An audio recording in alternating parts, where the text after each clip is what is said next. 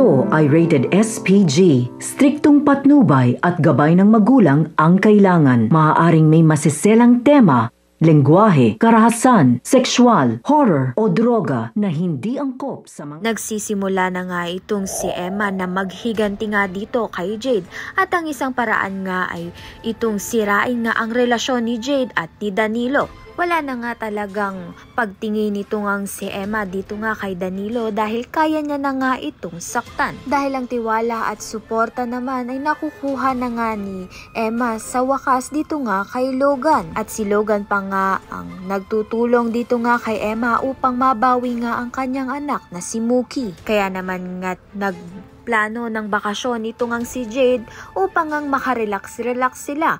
Ngunit hindi nga nila alam ay dun nga rin papunta ito ngang sina Emma at si Logan. At dito na nga ay unti-unti na ngang masisira ang bakasyon nga nito nila Jade. Dahil nga sa kung ano ngang plano nito ni Jade ay inuunahan nga siya nito ni Emma. Kaya naman nga't galit na galit itong si Jade sa kanya.